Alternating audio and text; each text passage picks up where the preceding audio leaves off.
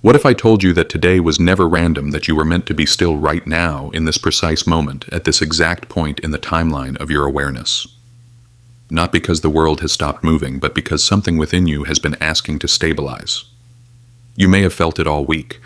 The invisible hum of overstimulation, the scattered focus, the subtle ache of attention stretched thin across too many open tabs in both your mind and your reality. And yet here you are, listening as if something larger than your plans arranged this pause for you. If you're seeing this, it's not coincidence. The quantum field has a peculiar way of responding to intention even before it's formed into words. When your system reaches the edge of fragmentation, it orchestrates encounters designed to restore coherence. That's what this moment is, an invitation from the field, to return to the still point, the origin of your power as an observer. You didn't come here to learn another trick to manifest faster or focus harder. You came here to remember that stillness isn't the opposite of movement, it's the engine behind it. In quantum theory, there's a phenomenon called the Zeno effect. It says that if you observe a particle continuously, you can prevent it from changing state. Attention itself freezes motion, creating stability out of flux. Now translate that into human experience. When your attention darts from one notification to another, from fear to fantasy, you're collapsing 1,000 unstable realities every second. But when you sustain observation, steady, calm, conscious, you invoke the same principle within your awareness. You stabilize probability. You stop your mind from decaying into noise. You hold your being together through the act of witnessing. This isn't abstract physics.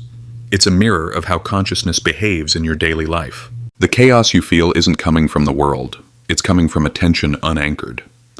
Each moment you fail to notice where your awareness rests, you hand over authorship of your reality to random forces. Each moment you reclaim it, you become the still center through which time itself slows. The ancients would call this prayer. The mystics called it alignment. Quantum theory calls it the observer effect. You might simply call it peace. You were meant to be still today because your field is recalibrating. You've been gathering too many signals, too many impressions, and your inner frequency has begun to wobble, like a compass near a magnetic storm. The only way to realign is through deliberate stillness, not passive waiting, but living attention held so softly it becomes luminous. When you stop chasing the next fragment of meaning, the meaning reveals itself. So before we go any further, pause. Notice the breath moving through you without effort. The subtle rise and fall that proves life is already happening without your control. This is not relaxation, it's recalibration. In the next few minutes, you'll understand why your restless search for clarity has only deepened the fog, and how the principle known as the Quantum Zeno effect can help you re-enter coherence, not by doing more, but by being aware more completely. Stay here.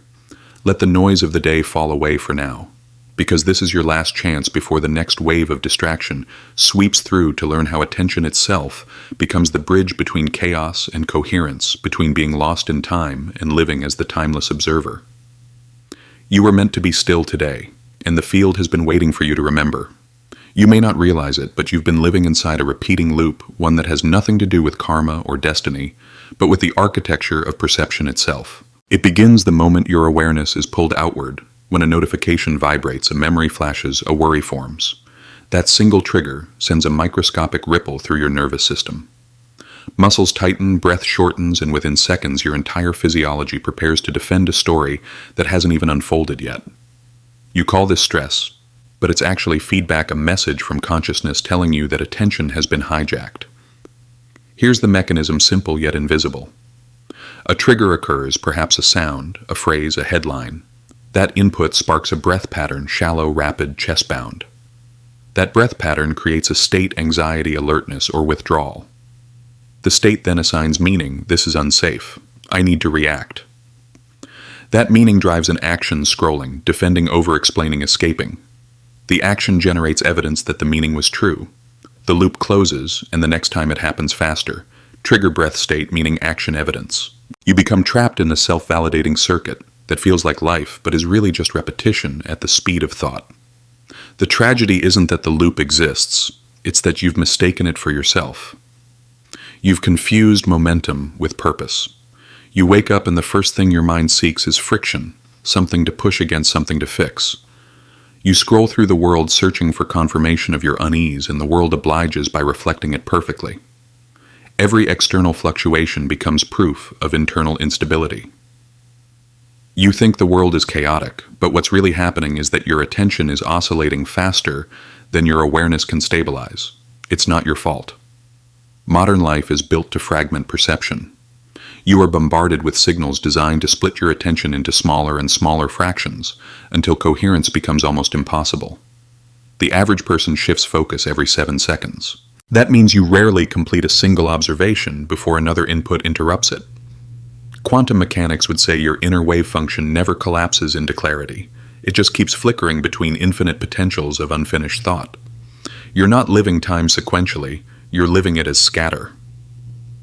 When attention remains unfocused for too long, consciousness begins to disassociate from experience. You may feel like you're watching yourself live, as though reality has turned into a film with poor audio sync. This is the perceptual crisis of our age, constant observation of everything with awareness of nothing.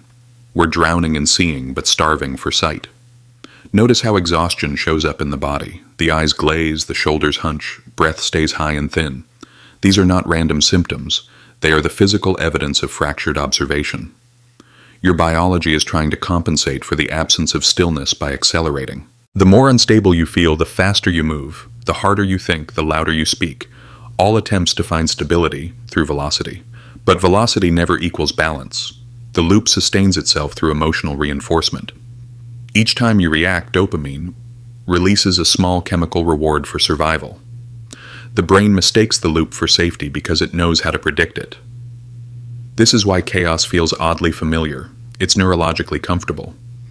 Breaking the loop feels wrong at first because peace registers as unknown, and the nervous system equates unknown with danger.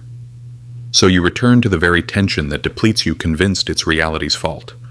But the loop isn't external, it's architectural. It exists in the microseconds between sensation and interpretation. The world doesn't make you anxious. The interpretation you've rehearsed does. The moment you become aware of that sequence trigger breath state, meaning action evidence, you begin to interrupt it. Awareness doesn't destroy the loop, it dissolves your identification with it. You realize you're not the one spinning inside. You're the one watching the spin. If you've ever felt trapped in the same arguments, repeating relationships, or recurring challenges, no matter how much inner work you do, this is why. You've been changing content, not structure. You've rearranged the furniture of your thoughts, but the room remains the same.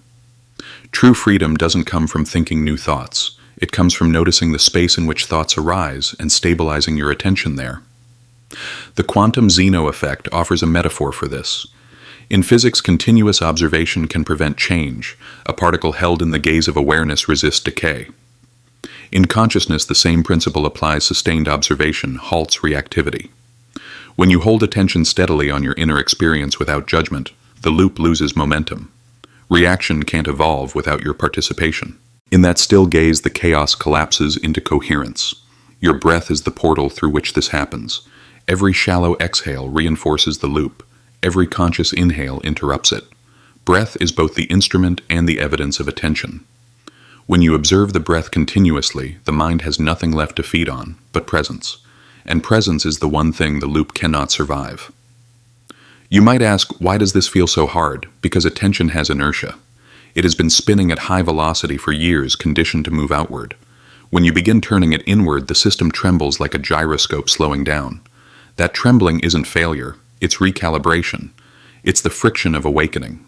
So here's the truth of the perceptual crisis. The world isn't unstable, you are observing it through unstable attention. And the miracle of the Quantum Zeno metaphor is that you can stop the spin at any moment simply by noticing it. Observation is not passive, it's participatory. Every moment you watch without reacting, you freeze the motion of your own suffering. Soon we'll explore how this still observation connects with the quantum idea itself, the way coherence forms, the way your awareness writes probability into existence. But for now, know this, the loop was never stronger than your attention. It only survived because you forgot to look at it long enough to stop it from changing. At the deepest level, everything you experience is an expression of probability waiting to be seen. In physics, this is called the wave function, a shimmering field of potential states that collapses into form only when observed. But in human terms, it's simpler. Reality becomes what your consciousness continuously touches. The things you attend to most often fear hope, scarcity, Gratitude stabilize into patterns that seem external. You call them circumstances, but they're really the echo of your sustained observation. Think of consciousness as a projector and attention as the beam of light passing through the film strip. The film itself isn't fixed. It rearranges depending on how long you hold the frame in focus. When you sustain awareness gently, coherently, reality appears smooth, intelligible, almost merciful. When you flicker in and out, checking, doubting, judging, the beam breaks into static. You perceive chaos, not because the universe is chaotic, but because your observation has lost coherence. The field reflects your attention's texture. This is what the observer effect was always pointing toward, not that your gaze causes particles to behave differently, but that awareness interacts with potential, guiding it into form. You are not a detached viewer standing outside the experiment. You are the experiment, the apparatus, and the observed phenomenon all at once. Your body is the lens through which infinite probability becomes personal. Every heartbeat, every breath, every pulse of emotion sends subtle information into the field. This frequency exists. The universe, ever responsive, organizes itself around that signal. Coherence in this context isn't moral or mystical. It's the state in which your energy, emotion, and attention move in harmony. When your breath slows, when your heart rhythm synchronizes with awareness, your inner signals become ordered. Scientists at HeartMath call this physiological coherence. Mystics simply call it alignment. In this state, you feel grounded, yet expansive calm, without numbness, alert, without agitation. The boundaries between you and what you observe begin to soften, revealing that there was never separation, only varying degrees of resonance. Imagine standing by a lake on a windless morning. The surface is so still it mirrors the sky perfectly. Every cloud, every bird, every ray of light is reflected with pristine accuracy. That's coherence.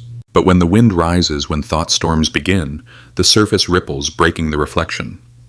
The sky hasn't changed, only the water's capacity to reflect it. Likewise, the quantum field doesn't withhold abundance, clarity, or peace. Your turbulence simply distorts the mirror. Attention is the stillness that calms the water. And here's where the Quantum Zeno metaphor reveals its grace. In physics, the act of measurement can suspend a system's evolution. The particle freezes as long as it's being observed. In consciousness, sustained attention does something similar. When you observe your mental storms without judgment, the momentum of reactivity pauses. The wave of emotion doesn't collapse into destructive behavior. It stabilizes into awareness itself. The chaos doesn't vanish, it reorganizes. You've likely experienced this without realizing it. Remember a time you were about to say something sharp in anger, but paused for just a breath. That microsecond of awareness changed everything. The energy of reaction was still present, but observation transformed its trajectory. The breath acted as a stabilizer, preventing the pattern from evolving into regret. That's the Quantum Zeno effect translated into consciousness, the power of sustained noticing to suspend destructive momentum. This principle explains why your attention is sacred currency. Whatever you invested in multiplies. Attention is the only resource that creates more of itself by what it touches. Focus on lack, and lack stabilizes. Focus on gratitude, and coherence deepens. The field doesn't judge, it calibrates. It reflects not your wishes, but your sustained vibration. What's often misunderstood is that you don't need to force focus. Coherence arises not through control, but through compassion. When you gently notice a wandering thought and bring attention back again and again, you're training the quantum field to hold steady within you. You're teaching reality to remain open long enough for beauty to appear. In emotional terms, this means that stillness is not suppression. It's intimacy without entanglement. You can feel anger without becoming it, grieve without drowning in it, love without losing yourself in it. Observation allows emotion to complete its natural wave without destabilizing your field. Over time, the nervous system begins to trust this stability. It stops bracing for chaos. It learns that stillness doesn't mean danger, it means coherence. This is why presence feels like relief. It's not a psychological trick. It's the physics of consciousness remembering its natural order. Each time you notice your breath, your body, your thoughts without chasing them, you reduce internal entropy. You move from scattered probability to stabilized awareness. You become less of a point within the field and more of the field itself, conscious of its own unfolding. The ancients intuited this long before the language of quanta existed. They spoke of spirit as breath of creation, as vibration of word, as waveform. They knew that stillness wasn't emptiness, but the pregnant silence before manifestation. When you stabilize your attention, you return to that silence, not to escape reality, but to remember that reality is born from it. So pause here. Feel the aliveness pulsing behind stillness, the hum beneath the quiet. That hum is coherence forming. It's your consciousness aligning with the field's intelligence. In the next section, we'll step through the doorway, where ancient traditions and modern metaphors meet, exploring how the Egyptians, Buddhists, and mystics mapped this same process in symbols of sky and breath. For now, know this: every moment you sustain observation, you're holding the universe steady long enough for beauty to become real.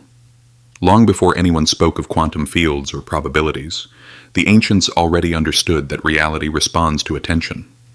They just used different languages to describe it, symbols carved in stone, breaths counted in silence, metaphors that have survived, because they carry the same truth hidden in myth. The Egyptians called it Ma'at, balance. Order, the principle that keeps chaos from consuming creation. To live in Ma'at was to breathe in rhythm with the cosmos, to align one's heart with the feather of truth, so precisely that even the gods could not disturb the balance. In their temples along the Nile, initiates were taught that stillness was not absence but presence in its highest form. The priests of Ra would gather before sunrise and practice the art of resting between breaths. They believed that in that pause, the instant when inhalation and exhalation merged, lay the silent heartbeat of the universe. This was where the gods dreamed creation into being each dawn. To enter that gap consciously was to touch the raw material of existence itself. When the papyrus texts speak of holding the sun in one's gaze, it was never about staring at the physical sun. It was about stabilizing attention so completely that the inner light ceased to flicker. That was enlightenment, not transcendence, but coherence. The Buddhists carried a similar understanding, refined through the practice of anapanasati, the mindfulness of breathing. They saw the breath as both teacher and mirror. Every inhalation revealed attachment. Every exhalation revealed release. The Buddha compared the mind to a restless monkey leaping from branch to branch, intoxicated by movement. The only way to tame it was through the steady rhythm of breath awareness, anchored in sensation, not thought. When the practitioner could sustain attention on a single breath without drifting even for a moment, they entered what was called the first jhana, a state of tranquil absorption, where the boundary between observer and observed begins to soften. In that stillness, the illusion of separateness loosens. The quantum physicist would say, coherence has been established. The monk would simply smile and say, seeing has occurred. Across traditions, this truth repeats itself. There is a sky and there are clouds. The sky is awareness, vast, silent, untouched. The clouds are thoughts, emotions, and stories passing through it. Most of humanity lives as if the clouds are all that exist, trying desperately to rearrange them into patterns of safety or success. But the sages learned to identify with the sky. They discovered that by resting as awareness itself, they could witness every storm without being drenched. This was the original Quantum Zeno effect, continuous observation that stills motion. The sky remains unaffected because it never stops watching. The Kabbalists mapped this relationship in the Tree of Life. Each sephira. Wisdom Understanding Beauty Foundation represented a layer of consciousness descending from pure potential into form. Between each sphere lies a path, a narrow threshold of transition. These thresholds were not barriers, but bridges. The mystic's task was to cross them consciously, holding awareness steady, so that descent into form didn't result in forgetfulness. In Hebrew, the breath of creation is called ruach, the divine wind, the same current that animates the human soul. When they spoke of breathing the name, they meant stabilizing attention in that sacred vibration, the bridge between unmanifest and manifest. All these metaphors, the sky and clouds, the feather and heart, the tree, and its branches point to one simple act: sustained awareness. The ancients built entire civilizations around maintaining it because they knew the world's order depended on inner order. When Pharaoh's mind lost balance, they said Ma'at trembled and the Nile withdrew. When a monk lost focus, they said Mara, the embodiment of illusion, entered the mind. When a Kabbalist's breath faltered, the divine current fragmented into sparks. Each culture told the same story through its own symbols. When attention fragments, the cosmos echoes that fragmentation. When attention steadies the world, rebalances itself around that stillness.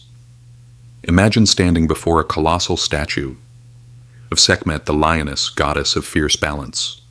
Her eyes carved from obsidian seem to watch you even when you move. In that gaze you feel something ancient and unsettling, a stillness that sees through you. The Egyptians said her eyes could halt time, that her unblinking observation could prevent decay. What they were describing in mythic language is precisely what modern physics now calls the Zeno effect. The goddess does not destroy chaos. She holds it in her sight until it transforms into order. The same happens within you. When you hold attention upon your breath, when you let awareness rest like those obsidian eyes upon the motion of your own mind, your inner Sekhmet awakens. You no longer fight chaos, you stabilize it through seeing. The clouds do not need to vanish for the sky to reveal itself. You simply remember that the sky has always been there. So whether you stand in an Egyptian temple, sit beneath a Bodhi tree, or breathe quietly in a modern apartment filled with digital noise, the practice is identical. Enter the pause. Remember the sky. Breathe as the bridge between seen and unseen. The ancient metaphors weren't poetic superstition, they were instruction manuals, written in mythic code. Each breath you take consciously is an offering to Mayat, a leaf on the tree of life, a lotus blooming on the still surface of your inner lake.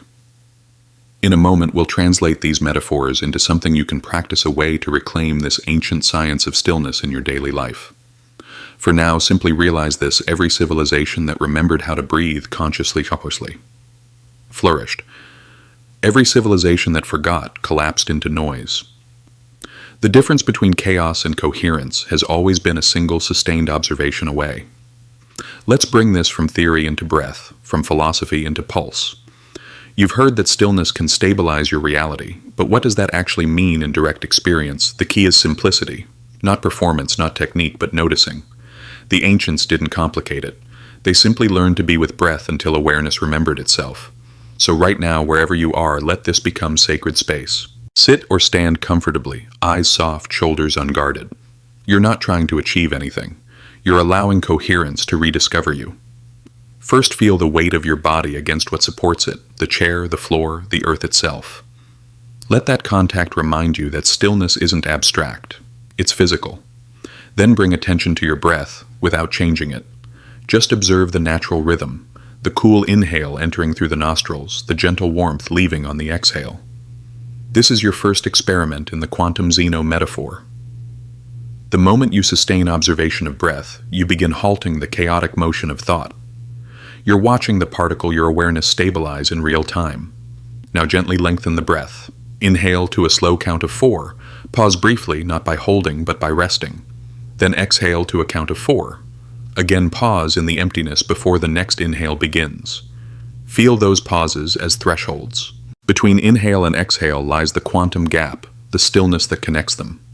That gap isn't absence. It's where attention gathers its power. It's the still point that holds all possible realities in potential. With each breath cycle, you're visiting that space, teaching your nervous system to find safety in stillness. Let's refine it into what I call the observer breath protocol. A simple, repeatable practice. Step 1. Notice. Feel the breath as it is without interference. Step 2. Allow. Let the breath lengthen naturally, meeting its own rhythm, rather than forcing it. Step 3. Observe the gap. At the top and bottom of each breath, rest attention in that brief silence. Step 4. Sense coherence.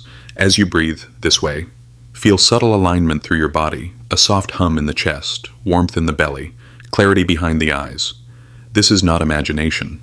It's your physiology synchronizing with awareness. If at any point emotion arises, a memory, a wave of restlessness, simply witness it. Don't analyze. Observation alone allows the charge to dissipate. In this, you're practicing the ancient art of inner alchemy, transforming chaos through presence rather than suppression.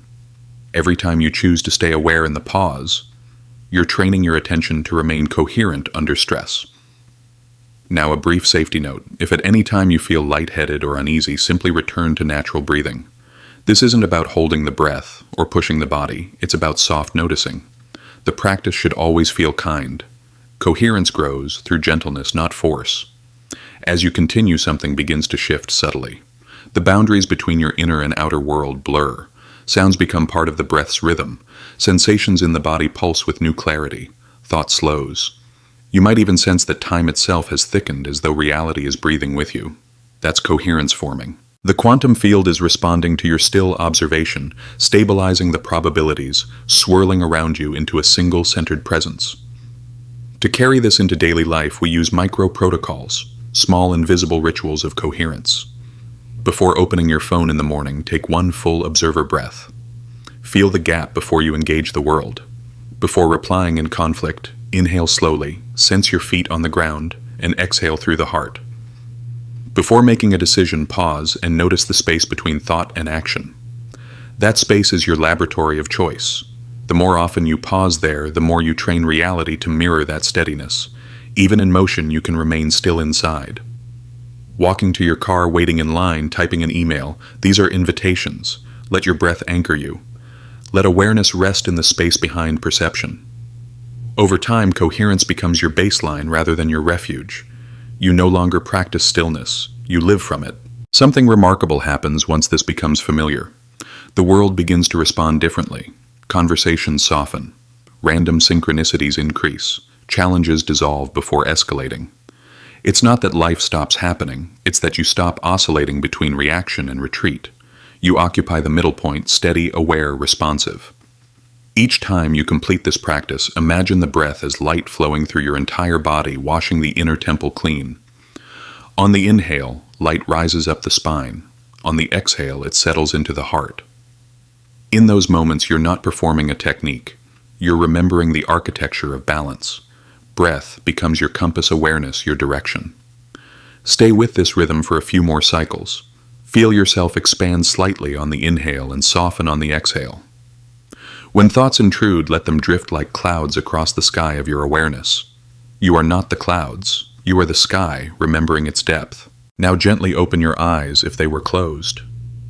Notice how the world feels subtly different, not because it changed, but because your perception stabilized. This is the essence of the practice. Stillness isn't something you create, it's something you uncover beneath movement. The observer breath reveals it one moment at a time. In the next part, we'll explore what happens when you apply this coherence to real situations, how this stillness transforms your relationship with money, love, and leadership. But remember, every transformation begins with one conscious breath. Every stable reality begins in the gap between breaths. The moment you begin to live from this stillness, a quiet revolution unfolds. You start to notice that life is no longer happening to you, it's happening through you. The energy you once spent trying to manage, fix, or control begins to reorganize itself into something simpler, creative participation. This is the shift from victim to creator, from reacting to reality, to composing it consciously. It's not mystical, it's mechanical. Your attention stabilizes, and the field mirrors that stability back to you. Let's look at how this shift expresses itself in the three domains where most people feel trapped: money, relationship, and leadership. These are not separate arenas, they're mirrors of the same principle. Coherence equals influence. When attention fragments, you feel powerless. When it steadies, reality becomes cooperative. Start with money. Most people approach it as a survival signal, not an energy flow. They react to scarcity the way a particle reacts to observation. It freezes into fear. The breath shortens, the body tightens, the mind obsesses over numbers. That state broadcasts lack into the field. Opportunities seem to vanish, not because they're gone, but because your observation has locked reality into the nothing available position. When you bring coherence to this domain, pausing before decisions, breathing before checking balances, you shift from anxiety to awareness. The same financial facts remain, but your perception stabilizes. You stop leaking attention through fear, and the field-sensing coherence begins to return flow. Unexpected opportunities appear not as miracles, but as probability aligning with presence. Next, consider relationship. Most human connection collapses under the weight of unobserved emotion. You project, they react, loops of pain replicate. But imagine entering a conversation from the observer breath. You inhale through the heart, noticing its rhythm. You exhale while keeping awareness in your body, not your story. In that coherence, you stop transmitting defensiveness. The other person feels it instantly. Nervous systems synchronize. The dialogue that would have spiraled into conflict becomes a field of shared stillness. This doesn't mean passivity. It means responding from clarity instead of history. The Quantum Zeno Principle applies here too. Continuous observation of your own reactivity prevents it from evolving into harm. Love stabilizes through awareness, not control. Finally, leadership, not just professional, but the way you lead your own life. Most leaders mistake action for influence. They push harder, speak louder, chase productivity, while their energy field fractures. The result is friction. Teams mirror their chaos projects. Stall fatigue spreads. But a coherent leader emanates steadiness that others can feel. People don't follow their words, they follow their frequency. When you enter a room breathing with awareness, your nervous system becomes the metronome for everyone present. The unspoken message you transmit is, "We are safe. We can think clearly." Coherence is contagious. It reorganizes chaos simply by existing. This is the turning point, understanding that the field doesn't reward struggle, it amplifies state. The moment you stop fighting against what is and begin observing what is, reality begins to self-correct. It's as if the entire universe has been waiting for you to stop moving long enough for it to align around your stillness. But the ego resists this simplicity. It believes peace equals danger, that constant movement ensures safety. So it will test you. When stillness arrives, your mind may whisper, "I should be doing something." When clarity dawns, it may murmur, "This can't last." These are just echoes of the old loop. Smile at them. The act of noticing is the act of liberation. Let's ground this shift in 3 applied scenes, real-world coherence at work. Scene 1, the email storm. You open your inbox and feel the wave of overwhelm. Stop. 1 conscious inhale, 1 soft pause. Feel your feet. Observe the exhale before moving. You've just prevented the entire day from spiraling. Instead of reacting to 50 messages, you respond from coherence. Time expands because attention no longer leaks. Scene 2. The argument. Someone you love raises their voice. The old loop would tighten your breath trigger defense. Instead, breathe through the solar plexus, slow, steady. Hear the sound, not the story. You've frozen the pattern mid-air. What was anger becomes energy-seeking understanding. Sometimes silence will resolve more than explanation ever could. Scene 3. The decision. You're standing at a crossroads, career, partnership, creative project. The mind demands certainty, but the field speaks through subtle resonance. Take 3 coherent breaths. Ask quietly, which path feels spacious? Which contracts me? The quantum field always communicates through expansion and contraction. When you're still, the answer is unmistakable. These small acts redefine power. Power is not dominance or momentum. It's sustained coherence under pressure. You don't overpower reality, you outstill it. Soon you'll notice an inversion. The more still you are, the faster synchronicity arrives. The more silent your inner field, the louder the universe speaks. That's not coincidence. It's physics of participation. When your attention stops oscillating, probability stabilizes. Reality no longer needs to shout to get your attention. It's already listening with you. Remember this sequence state: story, strategy. Most people begin with strategy, what to do. Then they justify it with story, why they're doing it. Only when everything collapses do they look at state, how they're being. But creation works in reverse. State determines story, and story determines strategy.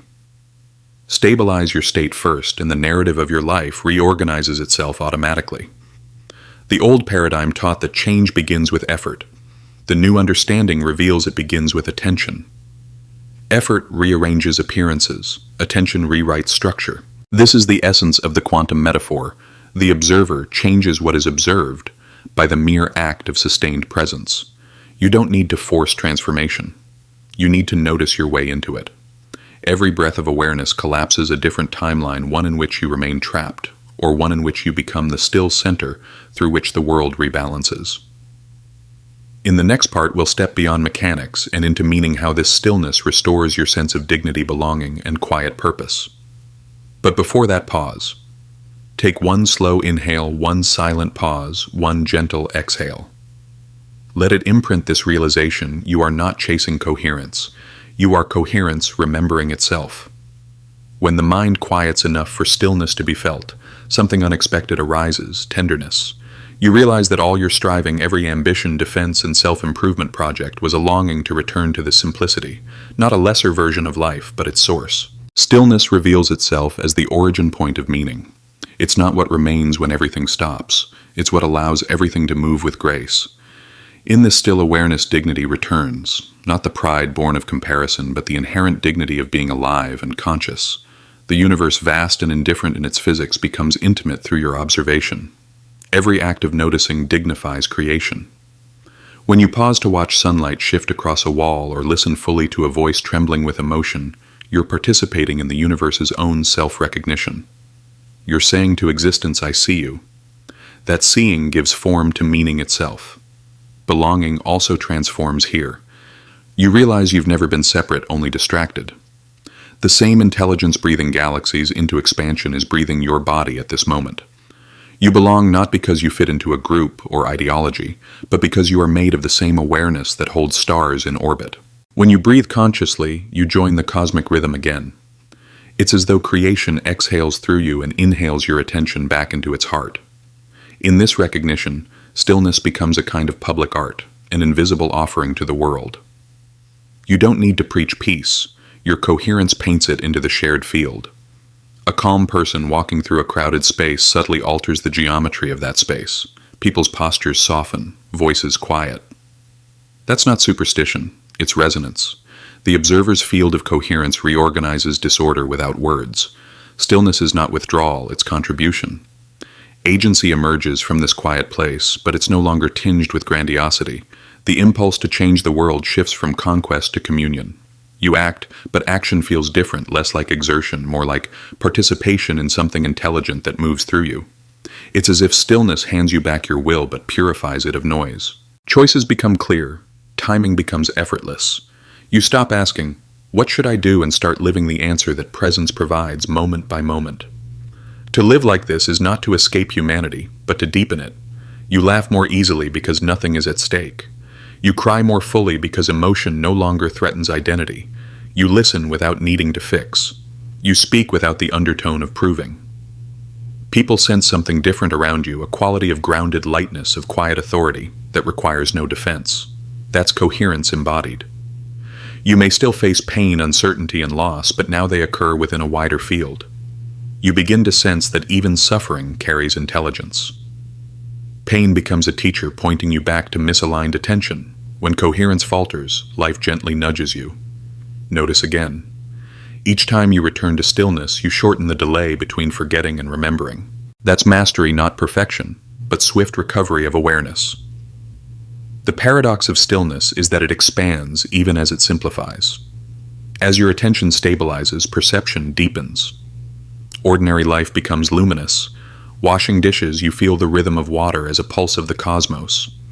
Walking under streetlights, you sense that each flicker mirrors your inner frequency.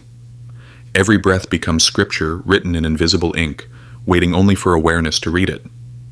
This is spirituality, without dogma, science of consciousness expressed through the art of being human. Eventually, the boundary between observer and observed begins to fade. You no longer practice observation, you are observation.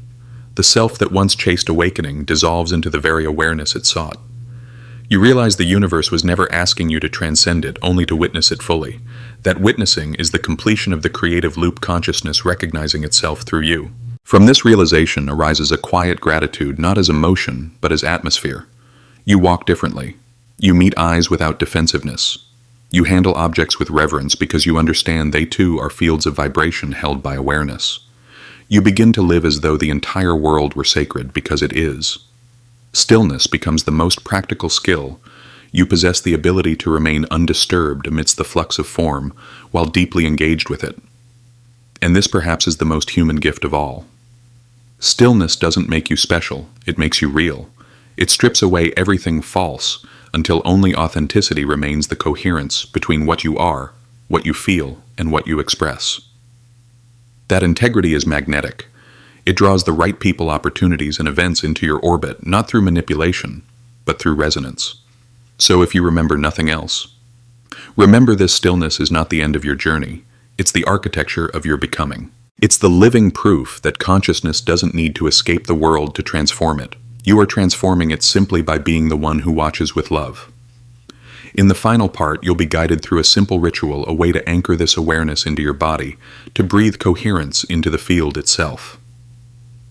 3 breaths, 1 word, 1 declaration that seals your frequency into form. But before we move there, sit for a moment longer in this silence. Feel its texture. This is the hum of creation recognizing itself through you. Take a slow breath in, not as an exercise, but as a remembering. The air entering your lungs is the same air the trees released this morning, the same that circled the planet, the same that once filled the lungs of every being who ever paused long enough to notice their existence. Let that awareness settle. You're not breathing alone, you are being breathed by the universe itself. Now exhale softly. Feel the warmth leaving the slight weight dissolving. This is the exchange of coherence, life-giving and receiving itself through you. Let's do this 3 times together, a ritual for attention's return. Inhale gently through the nose. Feel expansion from the belly to the chest. Pause at the top. Don't hold, just rest in the gap. This is the still point, the Quantum Zeno of consciousness. Exhale slowly as though exhaling centuries of effort. The field listens. Again. Inhale. Sense the breath carrying light, not as image but as presence. Pause. Notice how everything waits with you. Sounds soften, thoughts hesitate. Reality itself seems to lean closer. Exhale, and with it release every self you've ever tried to perform. Let the observer remain. 1 final time. Inhale coherence, entering form. Pause potential, suspended in grace. Exhale stability radiating outward like ripples across still water. The ritual is complete. 3 breaths, infinite recalibration. Now choose a word. Don't overthink it. Let it rise from the quiet. Perhaps clarity, peace, trustful presence, freedom, love. The word doesn't matter as much as its vibration. It's the signature of your frequency. The tone your field will echo. Whisper it inwardly. Then declare gently but audibly, I choose to your word, as the observer. Feel what happens. The declaration isn't magic. It's coherence encoded. You've just aligned language, intention, and attention into a single vibration. You've anchored awareness into the field. If you could see what's happening beyond sight, you'd notice subtle harmonics extending from you like concentric circles, reorganizing matter's dance in your vicinity. The air around you feels thicker, quieter, as though time itself respects this new order. The field remembers stability through you. Carry this awareness into your day. Before you speak, breathe once as the observer. Before you judge, notice the gap. Before you reach for your device, feel the stillness in your hands. These small rituals are not corrections, they are recalibrations. Each one writes coherence back into the quantum fabric of daily life. Stillness is not meant to remain on the meditation cushion. It belongs in traffic, in meetings, in laughter, in grief. It belongs in every moment that used to fragment your attention. When you breathe consciously there, you transform ordinary minutes into sacred architecture. Remember, every breath is a message to the field, every pause a signature of awareness. You don't need to maintain perfection. You need only to remember the return. The field never stopped listening. It was waiting for your frequency to stabilize. If this message resonated with something ancient in you, it's because it was never new. It's the sound of consciousness recognizing its own reflection. Stay close to this frequency. Let these words serve as a tuning fork for your remembrance. So as you move forward, carry this final rhythm. Breathe, to remember, not to escape. Observe to stabilize, not to control. Choose coherence, not reaction. And each time you forget, smile, because forgetting is the signal that remembering is ready to occur. If you feel called, subscribe not just to a channel, but to a frequency of awareness that reminds you who you are when the world forgets. Each video, each breath shared here is a continuation of this dialogue between consciousness and creation. Now close your eyes one last time. Sense the quiet hum beneath thought, the field listening, responding, synchronizing. Breathe once more, whisper your word again. Feel it ripple outward. You choose to your word as the observer. And the universe hearing rearranges itself accordingly.